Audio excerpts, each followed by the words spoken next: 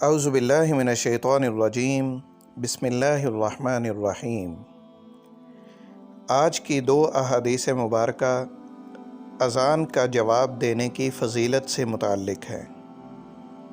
پہلی حدیث کا عنوان ہے مانگو تمہیں عطا کیا جائے گا۔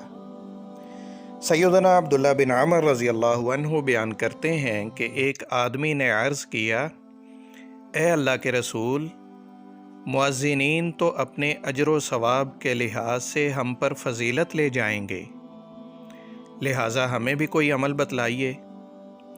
تو رسول اللہ صلی اللہ علیہ وسلم نے فرمایا، قُلْ كَمَا يَقُولُونَ فَإِذَا انْتَهَيْتَ فَسَلْ تُعْطَىٰ، جیسے وہ کہتے ہیں تم بھی ویسے ہی کہا کرو، پھر جب تم یہ مکمل کر لو تو اللہ تعالیٰ سے دعا مانگو، تمہیں عطا کیا جائے گا۔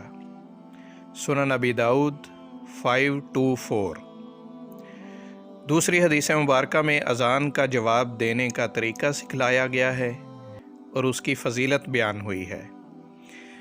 سیدنا عمر بن خطاب رضی اللہ عنہ بیان کرتے ہیں کہ رسول اللہ صلی اللہ علیہ وسلم نے فرمایا، جب مؤذن اللہ اکبر کہے تو تم میں سے سننے والا ہر شخص اللہ اکبر کہہ کر جواب دے۔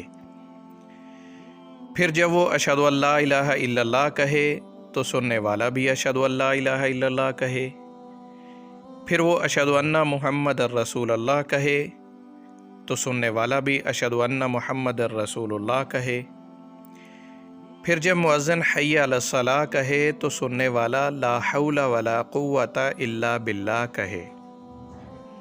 پھر جب وہ حی علی الفلاح کہے تب بھی سننے والا لا حول ولا قوت الا باللہ کہے۔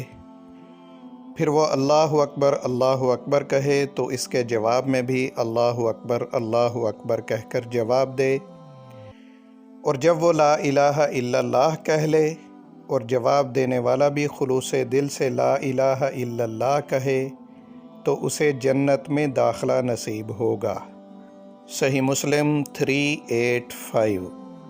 ان احادیث مبارکہ سے معلوم ہوتا ہے کہ اذان کا جواب دینا حصول جنت کا باعث عمل ہے، اس لیے جب اذان ہو رہی ہو تو اس کا ادب یہ ہے کہ خاموشی سے سنا جائے، گپ شپ کو ترک کر دیا جائے، نہایت کامل توجہ سے اذان سننی چاہیے اور پھر ساتھ ساتھ اس کا جواب بھی دینا چاہیے تاکہ ہمیں یہ فضیلت حاصل ہو سکے۔ دعا ہے کہ اللہ تعالیٰ عمل کی توفیق عطا فرمائے۔